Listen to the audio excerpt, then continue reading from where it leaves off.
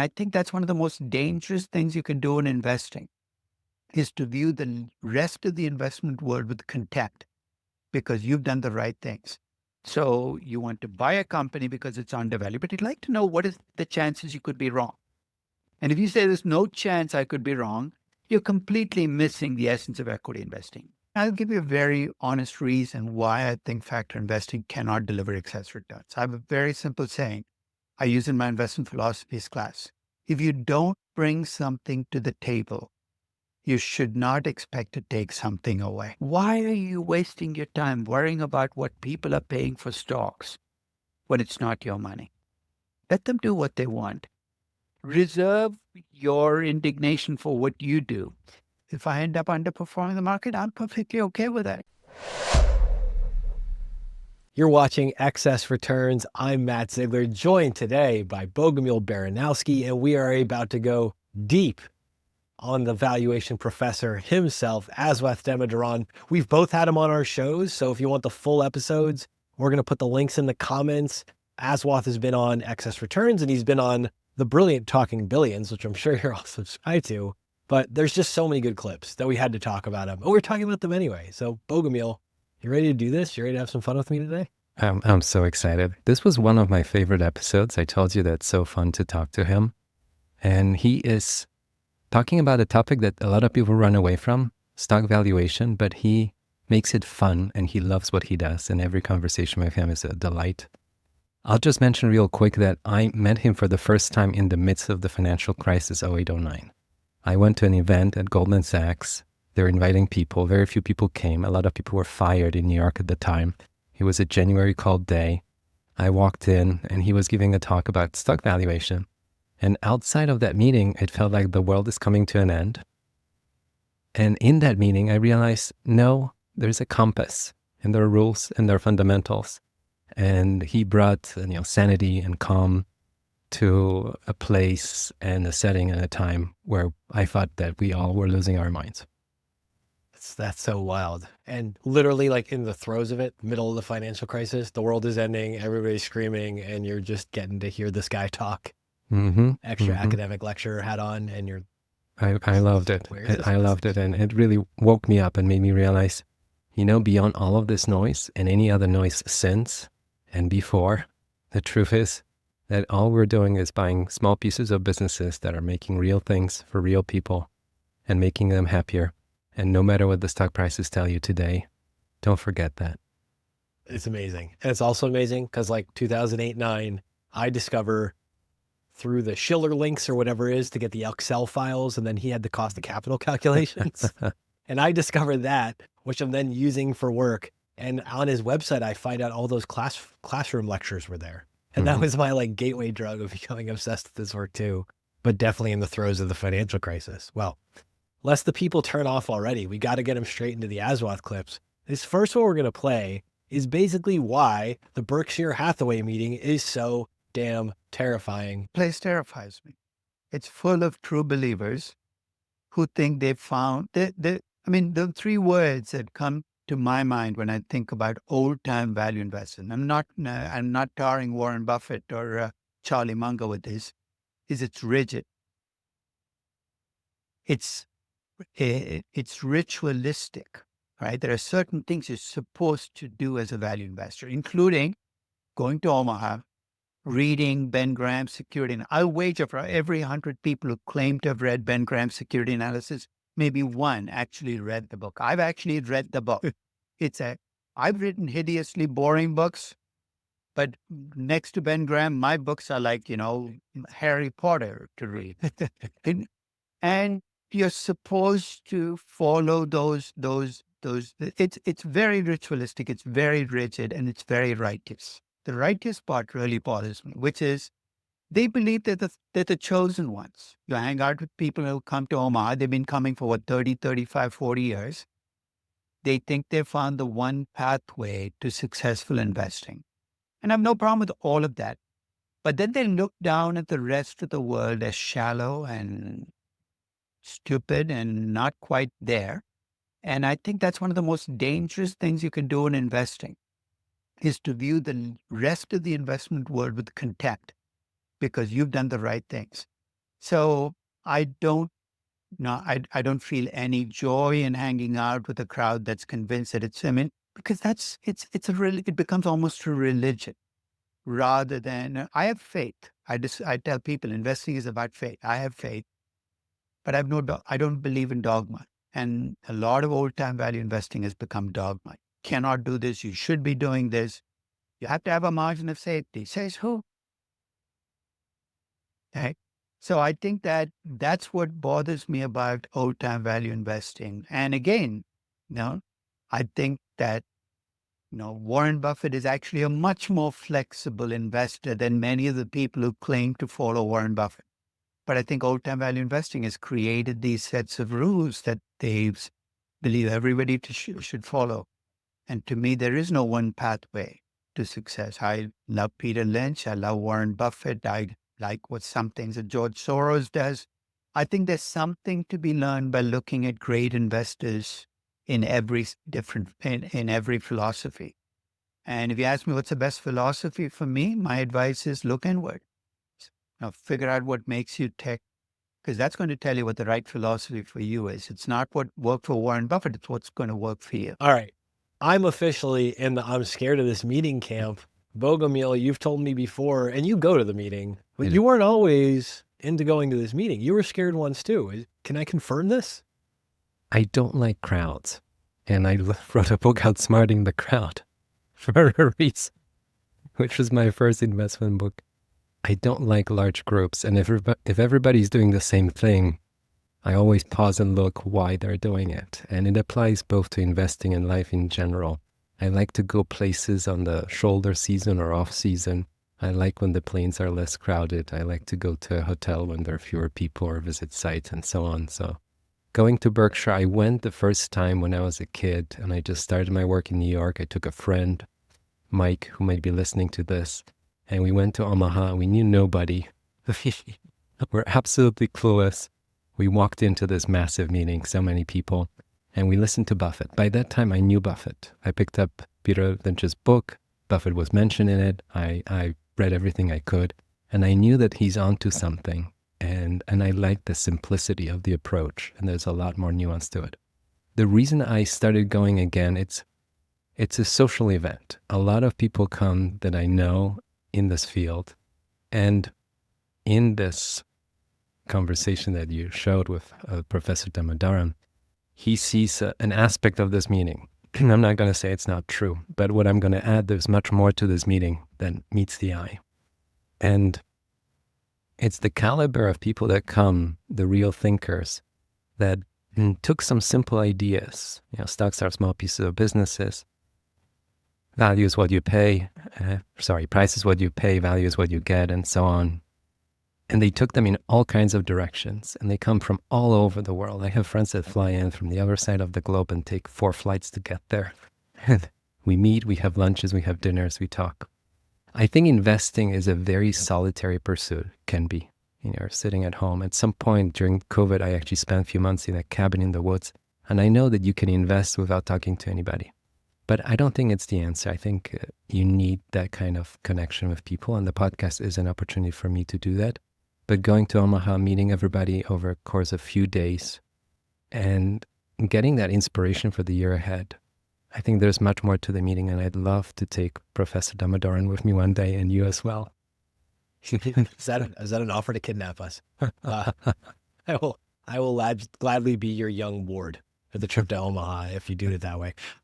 What you just said that really got under my skin in the best of ways on this is he frames it as the people attending become more rigid, like the followers become more rigid than Buffett actually is. And so it's like the people who are beating the Bible thumping version of Ben Graham and just want to do price to book. Mm-hmm. It's like, that's a scary way to just have, you have an undying belief about this thing, and not even Buffett would believe that because he's not out there being a quant investor.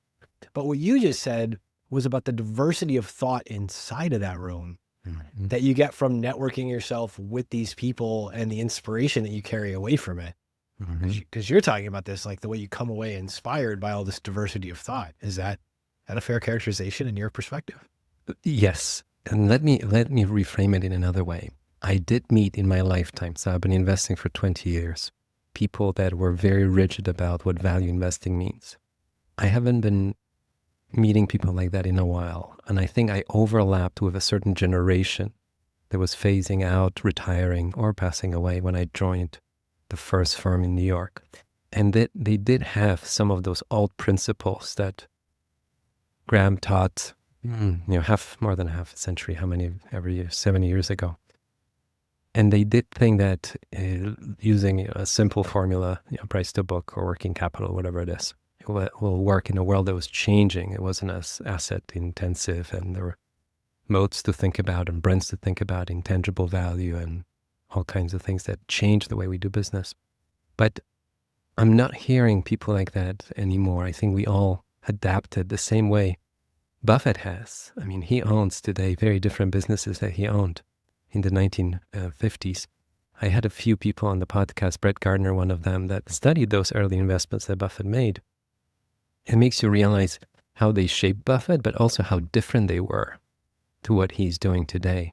So I think going to that meeting and seeing that it's very different than the maybe preconceived notion that some people might have, it's very eye-opening. I know people that came once and they have to come back, even just for an interesting conversation over coffee between the events. And it's just a unique place for people that usually sit by themselves in a room and read annual reports to talk to somebody else about it. And I absolutely love it and highly recommend it.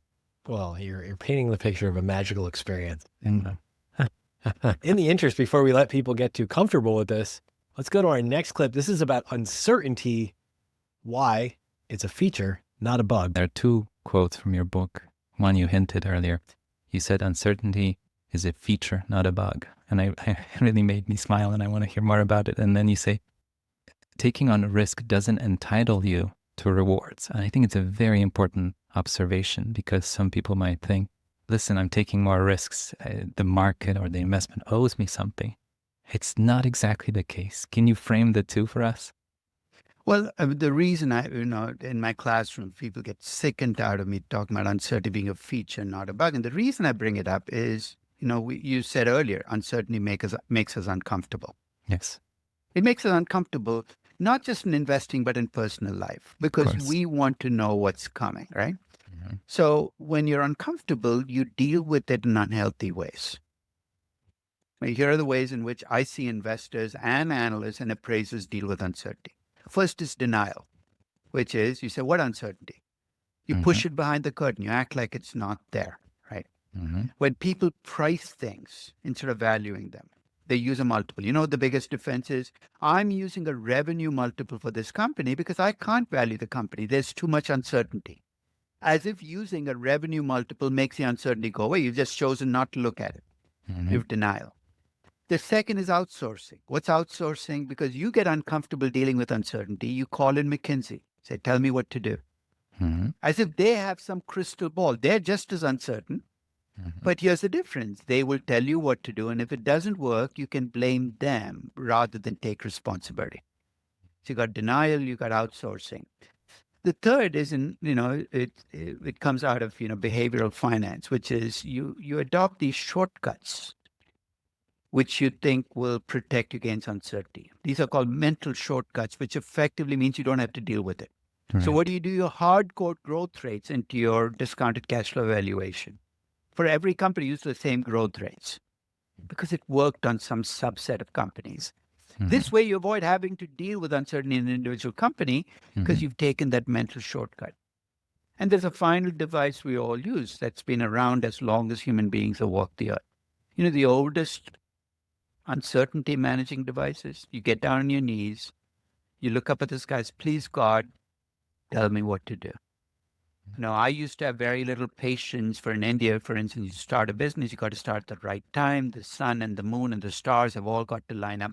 I now understand why people do it, because for better or worse, we think the gods will take care of it. Therefore, I'll pray to the gods. My point with uncertainty is you're far better off dealing with uncertainty frontally. And I could suggest a couple of tools you might have seen in the book. One is When I value a company, I recognize I could be wrong on every single estimate, but I'll go further. I'll tell you exactly how wrong I think I could be on revenue growth and margins and reinvestment and risk.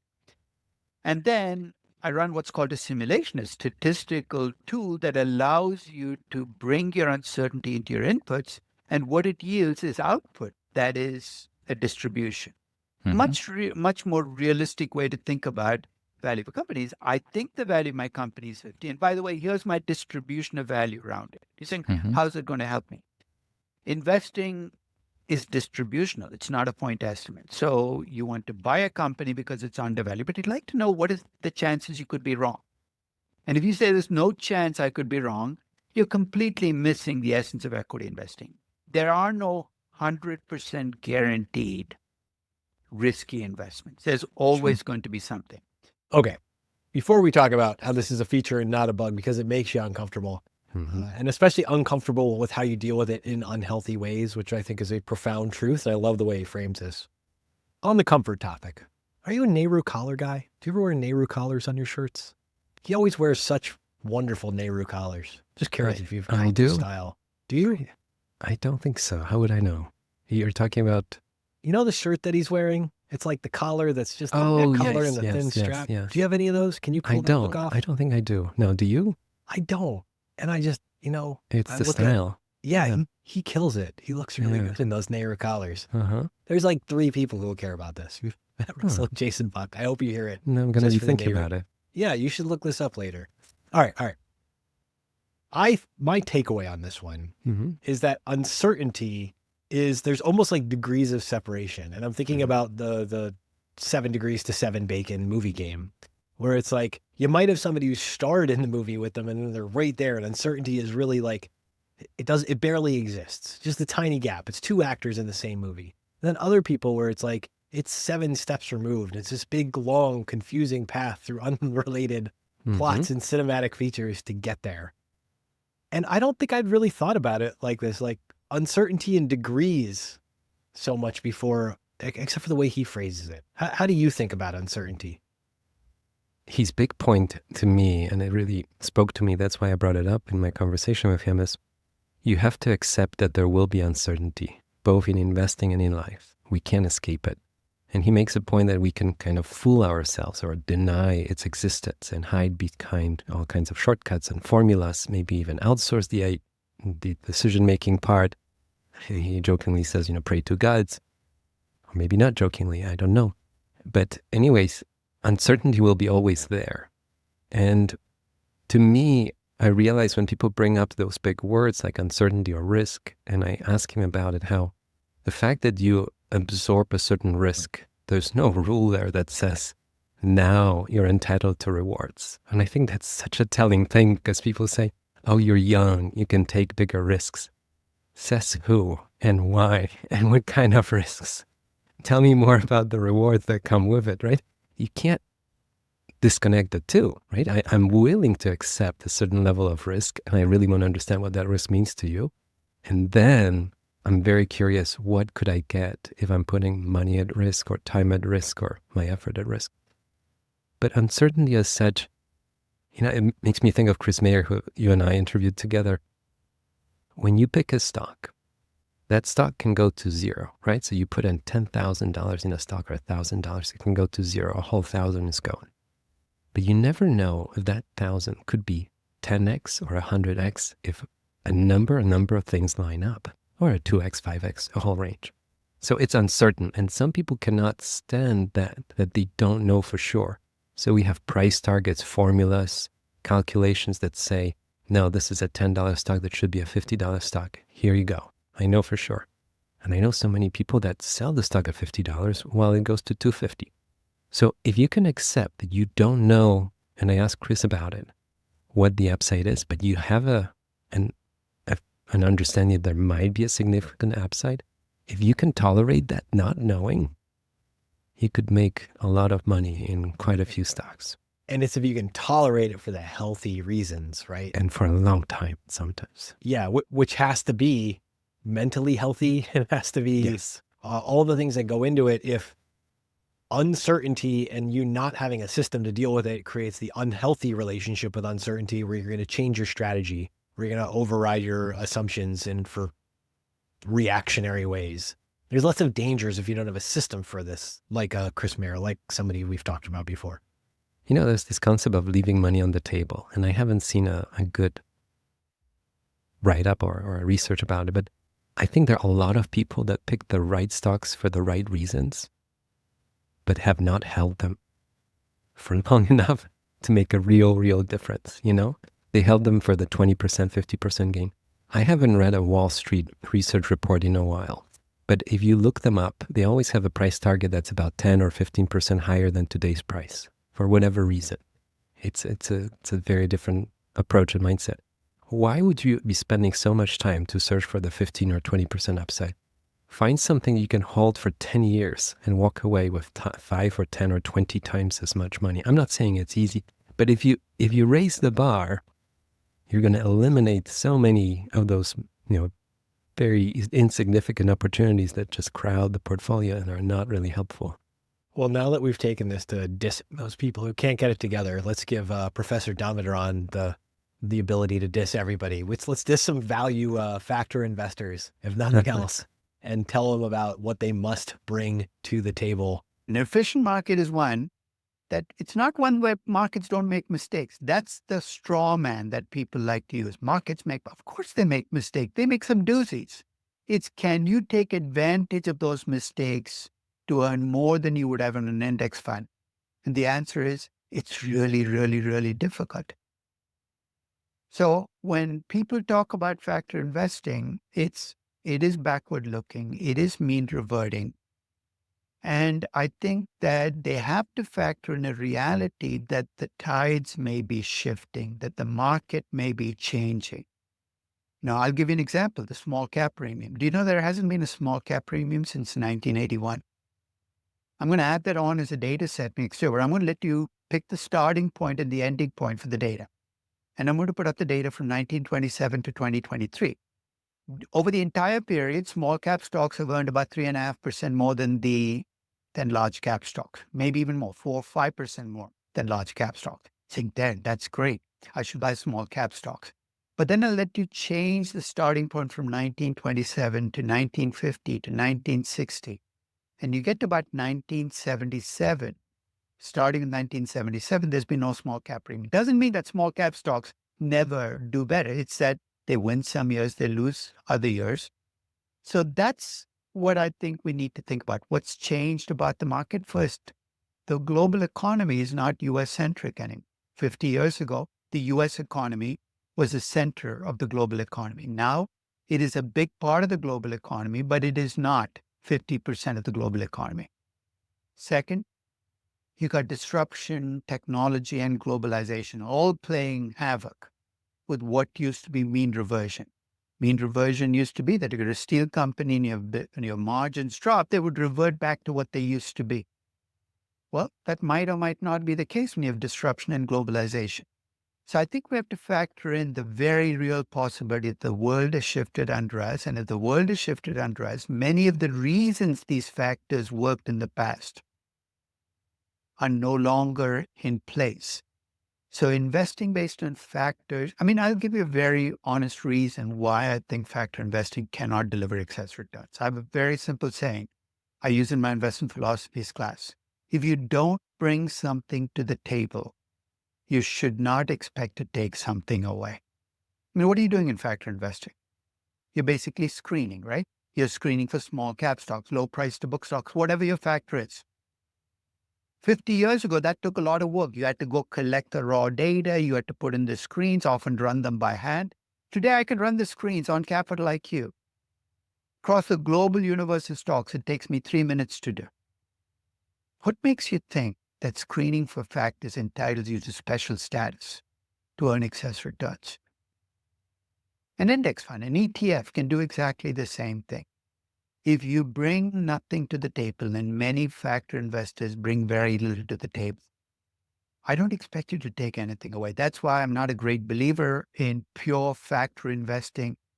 I mean, you might add something to the mix that makes you different, makes you unique. I know AQR had this quality small caps. They said we want small cap companies with quality in addition to small capitalization.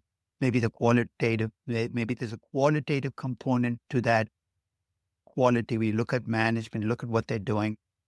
Now, I can see the reason why you might be able to earn excess returns, but factor analysis by itself is just mechanical. A machine can do it better than you can. I love this idea so much. And I wanted to go straight into this clip from that point you're making, because I think this is what this is about. This is about, you have to bring something to the table in your effort, your analysis, your care. Before we talk about things we each bring to the table, do you have a favorite barbecue item? Are you a big barbecue guy? If I invite you over the house for a barbecue, what are you bringing? I'm going to bring veggies, Matt. I I was vegan. expecting a Polish watermelon. But I'll I'm take going to bring veggies. some What are you veggies and some eggplant. Eggplant. All right. Are we grilling this eggplant? What are we doing with this? Yes, we're going to grill it. You're officially invited. I make a killer macaroni salad if I'm just a Cool. guest. Cool. But your eggplant sounds a lot healthier, and the mayo probably survives a little bit better. So this idea of what you bring to the table. Well, first off, are we both, Jack's not here. We can't make fun of Jack or Justin for their quant value sides, so we'll give them a pass. Mhm. What do you think about this idea of bringing something to the table if you expect to take anything away? How's that fit you? I think it's very true. And I think for me, when I look at the world of investing, a lot of people come to investing to just looking at the investment side, growing that amount to a larger amount. And you and I have spent a lot of time with families. We work with families, and I do too. And you realize that you're helping them with something bigger than just growing the portfolio. And I think there's a larger context to what that money means to them and how you can help them. And it's an open-ended opportunity and a challenge and a question that I find absolutely fascinating. Multi-generational wealth, right? So I think that's what keeps me in investing, not just finding stocks that make sense, but also what does it do for the family that I work with, that we grow the account from this amount to the other amount. And I can't imagine doing it without knowing, in a void, in a vacuum where I would not know.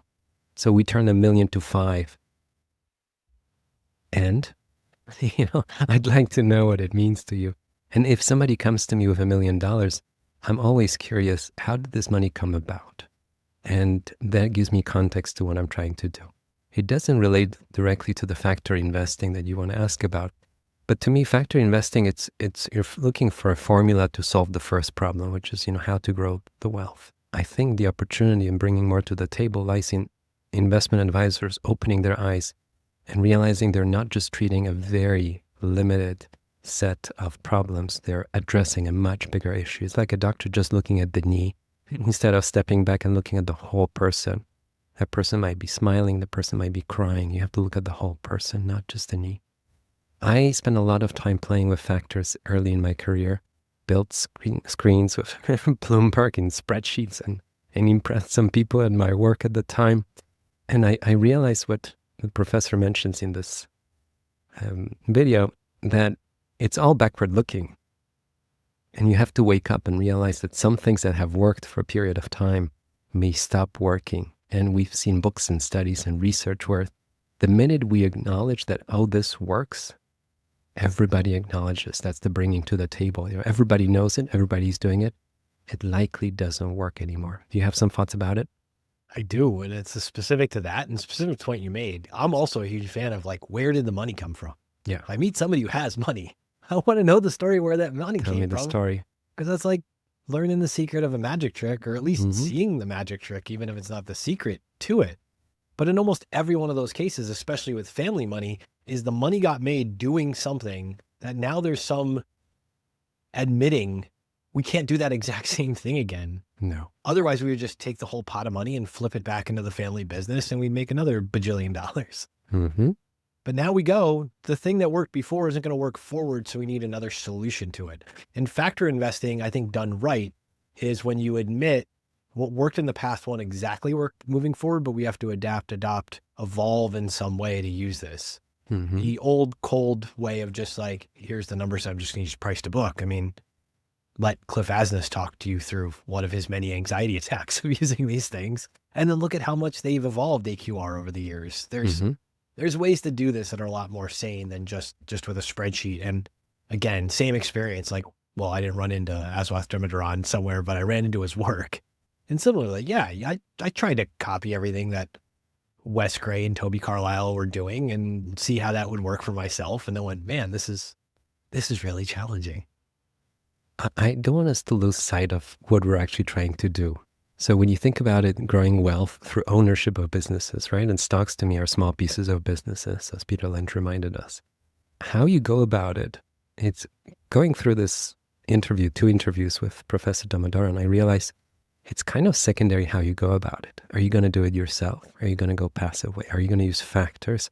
Are you going to have 5 stocks or 30 stocks? Are you going to have just US or global? It's all secondary. At the end of the day, what Chris Mayer told us when we spoke with him recently, you want to own stuff, just to be very crude about it. You want to own those businesses. How you go about owning them, that's very interesting. But first of all, you have to make up your mind, and you have to have in your life ownership of businesses through investment in stocks. It, I think, is hugely beneficial over a lifetime. How you go about it, up to you. But as long as you own stocks throughout your life, I think you'll be happy. All right. Well, speaking about ownership, you can't have an ownership without having a boss. And this next clip is all about how the market is the boss. Your neighbor could pick stocks based on astrological signs and make 100% returns. True. And the point I make is don't let it get to you. Don't get righteous and indignant about markets. And you hear that talk all the time. Markets are so shallow. Investors don't understand what they're doing. Why are you wasting your time worrying about what people are paying for stocks when it's not your money? Let them do what they want. Reserve your indignation for what you do. So I think that when people think they're entitled, they get righteous. When they get righteous and the market doesn't work the way they think it should, they get angry. And when they get angry, they do stupid things like doubling down on their bets and saying, I'm going to show the market who's boss. And anybody who's ever made that statement will recognize sooner or later that the market is always the boss. All right. So we can say you're not the boss of me, Mr. Market, all we want, but, and he's kind of right here. I don't know what else to say about this one besides he's kind of right. What do you think about the market as the boss? So he throws in a lot in that piece. He talks about your neighbor getting richer faster than you are and other ideas. But the big point is the market, meaning the stock market, it's just a place where people go and exchange ownership of businesses, right? Let's not forget about it. And in an article that I'm writing this week, I want to include the fact that the money is not really made in the stock market. The money is made in the real world. Those businesses go out, make things, provide services that people want, are willing to pay for them. Nobody's making them. And there's a profit at the end of it. The stock market is just a reflection of the value of those businesses. That market is sometimes very excited, sometimes very pessimistic, changes its mind. I see it as it, but it's really millions of us participants. And when I say participants, it's those that are actually making decisions and those that do nothing and just wait. Every single thing is a decision here. But anyways, at the end of the day, there's no point, and he talks about throughout both conversations that we had with him, there's no point in getting angry at the market or trying to challenge the market. It's just an offer. You thought the stock is worth 50, now it's 25. What are you going to do about it? It's just an offer right now in that case too, which is the other thing where somebody might come to you and say, I can't believe this thing is worth this. And it's usually, they say that when it's something they own and it's gone down in price. Like, you can't believe something is worth it. Okay. Can you believe what it was worth maybe 10 years ago when you bought it? Can you believe what it was worth 1 week ago when it was at a high before it came off of the high? Can you start to imagine what you might think it might be worth in 6 months or a year or 6 years or 60 years? To me, I look at the beauty of the invention of the stock market, and it's a few hundred years. It's relatively new to us as a species, and we're not really properly psychologically shaped to deal with it. And for those of us can take a step back and take advantage of it, there are huge opportunities. But you and I talked about it before, how when you think about a successful business that makes money, and it's a local business, it's owned by the father and 2 daughters, they don't want you as a partner. They're not interested in having outside partners, right? And if they're motivated to sell the business, you should think twice, because there may be something changing. Maybe a competitor is opening a store right in front of them. Maybe the rules, regulations are changing in town. You no longer can have this on Main Street or whatever it is. So if you have a motivated private market small business owner selling to you, you have to look twice. Now, the market is very different because you get to own incredible businesses along with the most successful and accomplished business and your entrepreneurs of our time, current and past ones, because some of those companies continue. And on top of it, you have a public market that does respond to fear and greed. So you could buy not only an incredible business, but at a really attractive price that would not be likely to find in the private market. So when you combine the two, I mean, I have one word: wow. We won't get lost in that rabbit hole, but even just stepping back to think, and I think we've talked about this a lot before personally, that relationship between the complete sale of a private business and the partial sale of a public business. Yeah. And you can drive multiple tractor trailers through the space between what's going on in those transactions. It's worth the exercise, because I'm with you. Wow. And speaking of wow, how about why that's Professor Damodaran, is okay not even beating the market? How are you going to take that on CNBC, let alone talking billions? I invest actively because I enjoy investing. I invest actively not because I want to beat the market, but because I enjoy investing. Which means that when I invest, the one thing I have to do is remember the Hippocratic oath, which is do no harm. Don't do things in your portfolio that could cause you calamitous costs.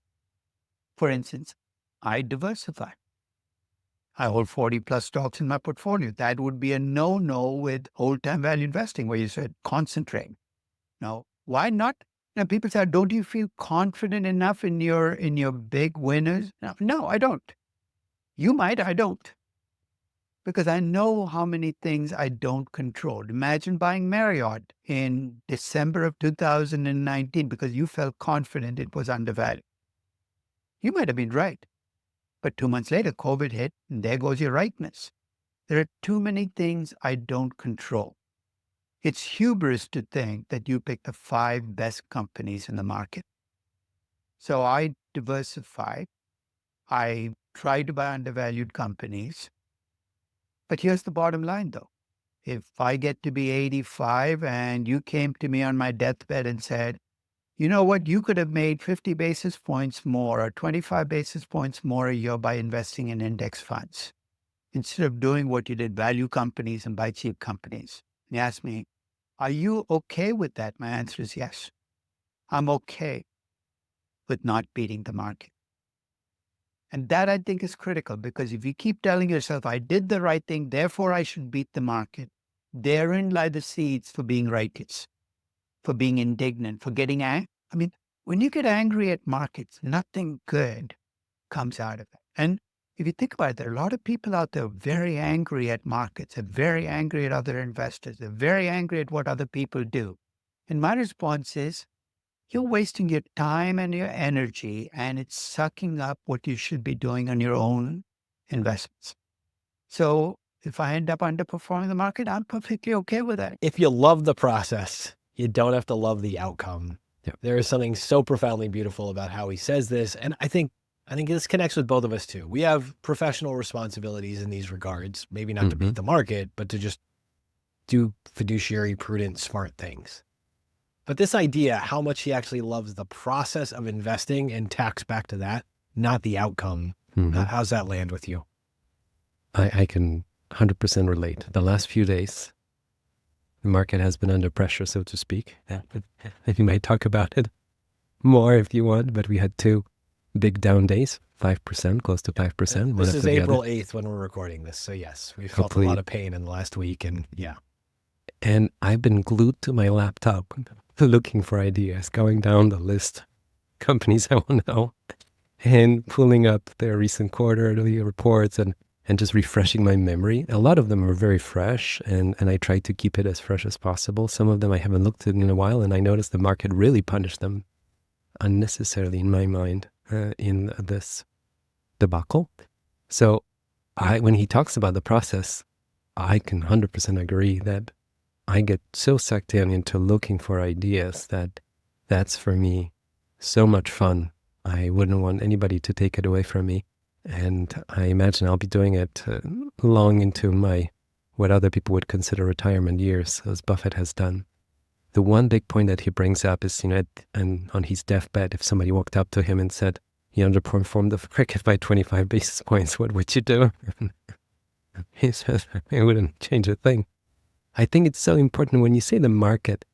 I think we all try to say here some sort of an index, right? S&P 500. We no longer look at the Dow. It's only 30 stocks, and it's created in a strange way that very few people understand. Market cap weighted S&P 500 with some rules, but it's a man-made creation. So the S&P 500 of today, it's already different than the one from 2020, and it's been only 5 years. A couple of stocks have left. Some of them came and left in those 5 years from the index. So when you say, the index is here today, it was that much 5 years ago, it's not the same stocks. And even if it's the same, they don't have the same weights, right? So you're really not comparing the same thing to the same thing. Anyways, if you extrapolate this half a century, 50 years, what are you really trying to accomplish here? You don't know what this market will do. You don't know how this index will be built. So you have two choices: either complete surrender and you passively participate in ownership, and I have nothing against it. Goes back to what we talked about. If you love finding ideas and you want to have part of it or some of it or all of it actively managed, or have somebody do it for you, good for you. And if you have fun with it, that's even better. If you know somebody that has fun with it, that's great. And if you beat the market, it's kind of secondary, at the end of the day. You got to love it for the reasons that you love it, whatever you're going to do, whether it's to be completely passive or be totally active, and you have to be comfortable with that outcome. I think about this, and probably only specifically because we're talking about beating the market.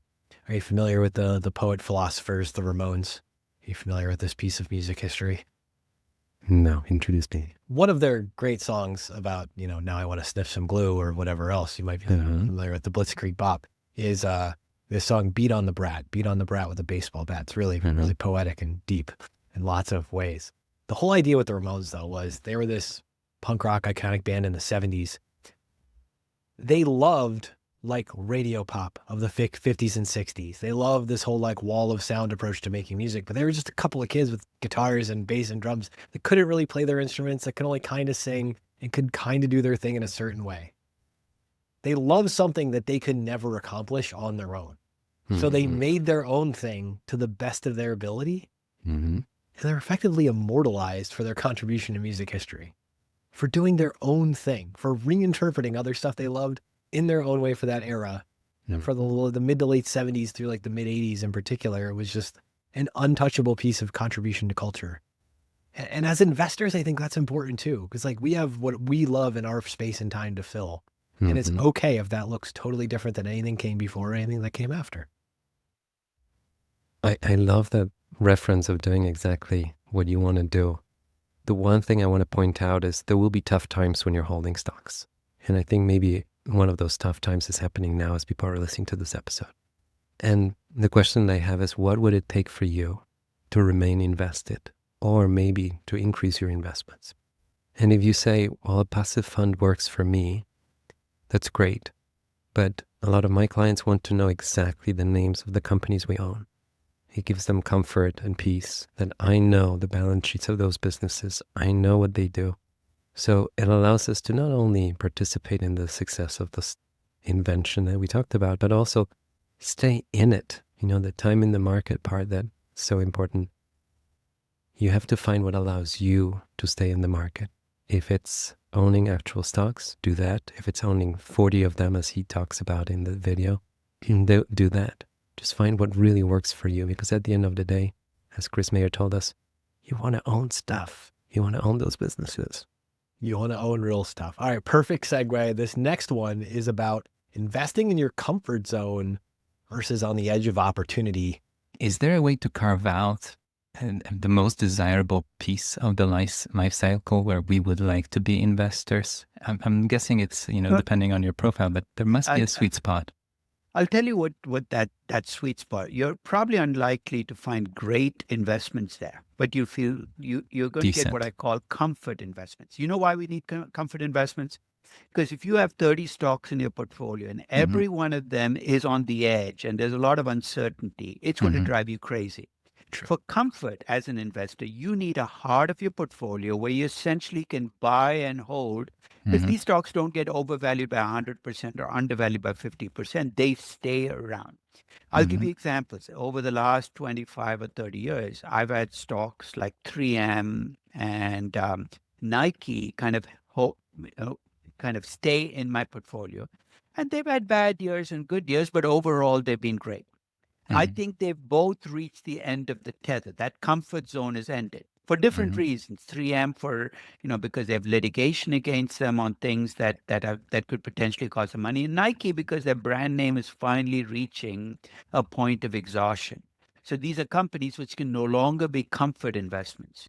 But Hmm. for 20 years, I didn't have to think about them. They did their job. They delivered returns on time. I could focus my attention on the Teslas and Hmm. the Ubers that are in my portfolio because they need constant care and attention because their values jump around, their price jumps around. I've got to make sure the stock is not going from being undervalued to massively overvalued while it's sitting in my portfolio. Hmm. But as an investor, you need comfort stocks, and those comfort stocks are likely to. And that's why I think when you look at the Mag 7, I own all seven. And again, it's not a recommendation. I bought them at very different points in time. Hmm. I'm going to continue to hold them even if they get overvalued. And I think all of them during the course of the year have become overvalued one point and the other. Hmm. Because at this point in time, I think they're closer to the Nike and the 3M from 20 years ago than they are to being young, disruptive, difficult companies to value. So I'm glad I have them in the middle of my portfolio, but they're not going to be the ones that deliver 100% returns for me next year or 2 years from now. That's got to come from other choices I make that are more on the edge, closer to being companies where there's a lot of disagreement about where they will go in the future. This idea, Bogumil, of carving out the sweet spot. Mhm. Like, can't I just buy things that are in this perfect ethereal comfort Mhm. zone? And then I want to sell Adam and Eve when they've left the garden. But give me that magic. So I talked to him about the life cycle of a business, which is the topic of his last book. And I find the idea fascinating because it adds a whole dimension to investing that I think is not talked about enough. So people say that's a cheap stock because the P is this, or that's a fast growing stock because the growth rate is that. But you miss the bigger point of where is this company in its life cycle? And some companies will be with us for 20 years, some of us will be for 100 years. US Steel as a company is still around. It was the first billion-dollar company 100 some years ago.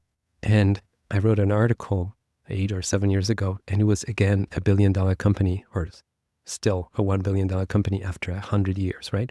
So clearly not as impressive today as it was back then. Clearly not the place to even preserve purchasing power.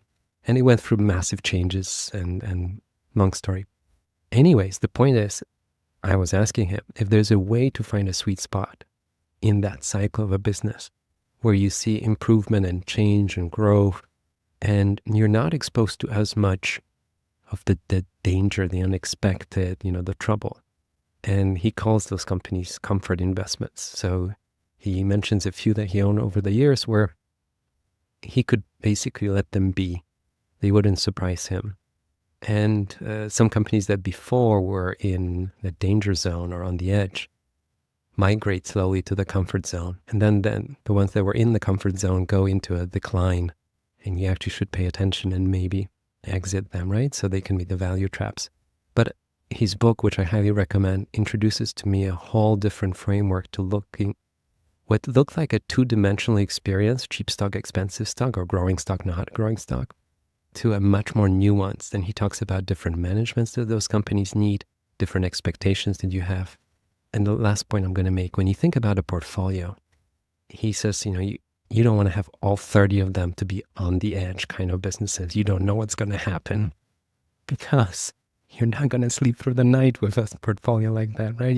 You can have a handful of those, but you kind of have the middle, the core that you wake up tomorrow, they're not going to shock you.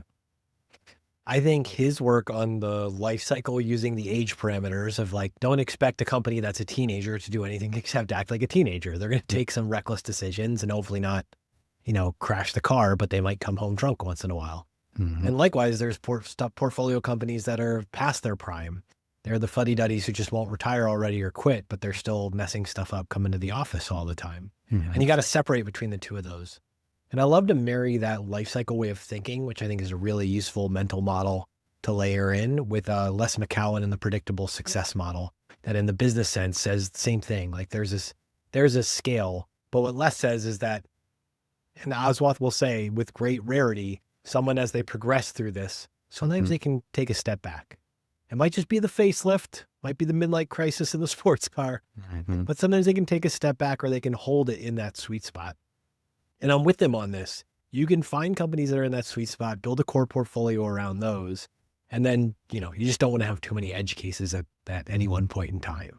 And I mean, he name checks a bunch of them. He actually called a bunch that he was like, these ones are now past their prime for me, which I thought was really cool to hear him say too. I wrote a piece a few years ago, 20 stocks for 20 years. And it was inspired by a client who asked me, they had a grandchild born. And he said, well, which stock would you buy for that grandchild? And I thought, I'll just give him any stock that I just was recently buying. But then I thought, no, I'm going to think about it. I think it's a deeper question that he's asking. Because he was asking for a business that will have 20 years to grow, improve, and change, right? So it has to be already publicly listed, already proved itself. So there's some indication that it's a future success. It could be bigger and better. But it's not too big. So it's worth the wait, 20 years, right? When I ask people about 20 years, they give me stocks that have been around for 100 years. Are they really worth the wait? US Steel was not worth the wait. So which companies are these? And the best part is that if it's a grandkid, which is the case in, with many of the families I work with, the money they don't actually need, but the money they can afford to lose. If you have 20 years and this child will not touch the money, right? Well, that's a perfect client when you think about it, because this business, this stock will go up, will go down, will go up, will go down, and be hopefully in the best case, a success. Obviously, you can't build a whole portfolio around a single stock, but there won't be a reason to take that money out for 20 years until they go to college. And I thought this is a fascinating idea because most people, most investors, the minute the money grows, they have an idea what to do with that money. It was $1 million, now it's $2 million. They need that second home, or they need that car, or they want to do something with that money. But that child will not even know that the money is compounding quietly somewhere without them paying daily attention to it. And Bogumil Baranowski, the investment advisor to wealthy grandchildren everywhere. I mean, I'm sold. I'm sold. All right. We're jumping from grandkids right into bad plumbing tips. I describe active investing as the equivalent of floods or us. A plumbing company that if you call into your house because there's a leak, leaves a flood, and sends you a bill for it. You'd never pay the guy, right? Active investing, bad performance is caught up with them. I do think, though, that as passive investing grows, and it will continue to grow, this is inexorable. It'll hit a cap. The reason it'll hit a cap, it's true that as passive investing grows, there are fewer and fewer people looking for bargains, looking for mistakes. But we talked about efficiency. The reason mistakes are so difficult to exploit in markets is because other people are also looking for them. There's a tipping point where if too few people are looking for mistakes, you could argue that the magnitude of mistakes will get larger and that active investing is going to pay off again. So there's an ebb and a flow to this. And I think there will be a point where passive investing overreaches and active investors will come back. But it's the steady state is going to be about a lot fewer active investors than we see today. All those floors in Boston that Fidelity has, 2/3 of them they don't need. It's not great if you're in the active investing business because the business is going to get smaller. Remember, we talked about bringing something to the table. The active investors are going to be left, or people are going to be people who bring something to the table. And it's not going to be permanent. You got to be adaptable, because you bring something to the table. There's an ETF already getting formed saying, let's replicate what this guy is doing. And they don't need to know what you're doing. They just need to know what you're buying and selling. They can look at your actions and reverse engineer what you do. And the next thing you know, there'll be an ETF doing exactly what you do, charging 10 basis points, and you can't survive with 10 basis points. All right, truth be told, I am not a good plumber. Do you have any luck in your personal life with plumbing? No. There's so many stories and jokes about it. One that I like about plumbers is that they come in, they're there for a brief moment, and something starts working. And you're thinking, how much should I pay for it? And I think it's a bigger philosophical question. How much is skill, talent, experience worth to us? So you could say you were there for 5 minutes, right? So I'm going to pay you this much of an hourly rate for it. The guy will never come back again.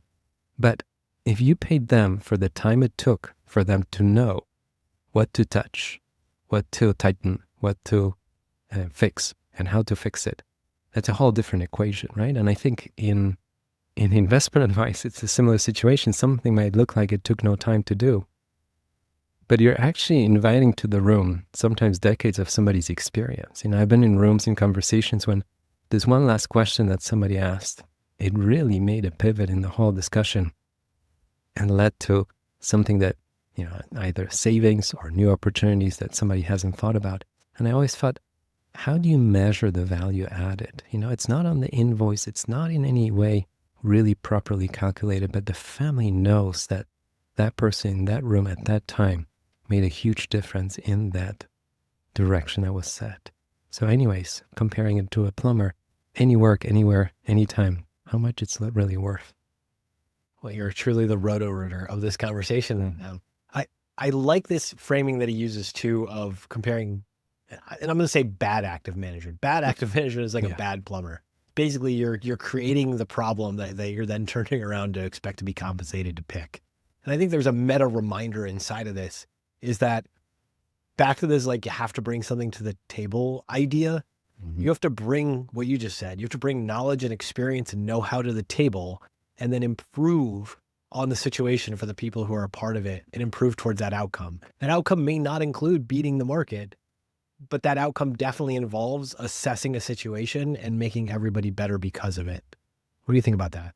I don't want to obsess about beating the market, because I tell clients that the journey itself matters. When somebody shows you a record and it's an average or a compound rate, it tells me nothing, because if there are periods when they were down, 70, 80%, physically, emotionally, psychologically, most of us would have the hardest time getting through it. And if you're managing somebody else's money and you take them through such a roller coaster of a journey, right? You have to be aware of it, right? So I always say, we got somewhere, but how did we get there?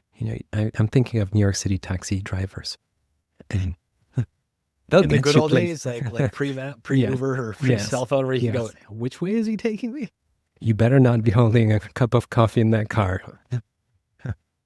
And so they'll get you places. And I think some managers will get you places. But by the time you get there, you might not have the appetite for dinner you were going to. And I just want to highlight that, because it's very important how you get there. It's very important. In that video, he also talks about passive. And any idea taken to its limits has some problems. And I talked to Dave Nadig about it, because he's the ETF guru. And we had a fascinating conversation about it. When Bogle was promoting passive half a century ago, very few people were doing it, and just having the tools to do it, to track an index, because the story was you can invest in an index. You cannot, but there are funds that allow you.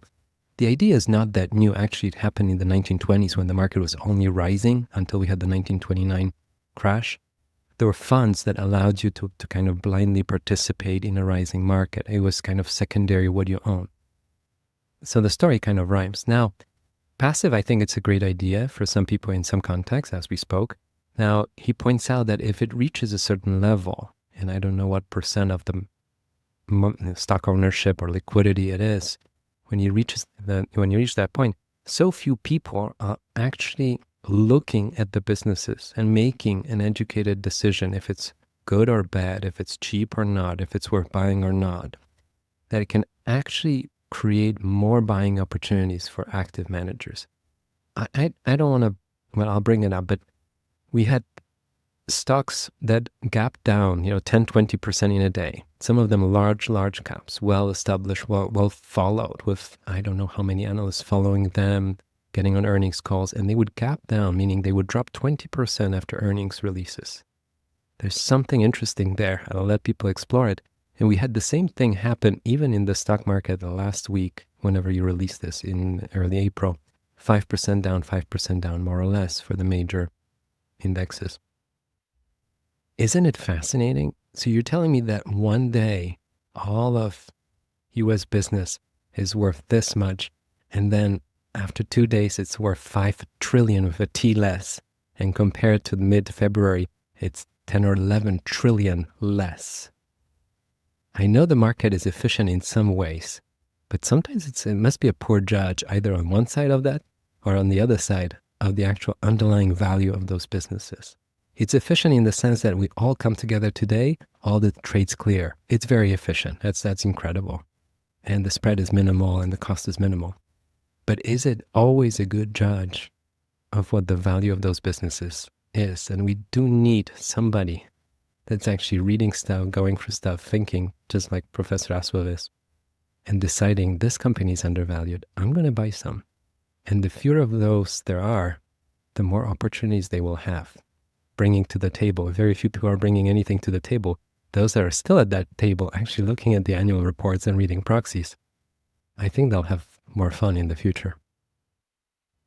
The highlighter I put on that is usually you can tell what a good theory is if you can turn it all the way up to a point and it breaks, and you can turn it all the way down to a point that doesn't matter.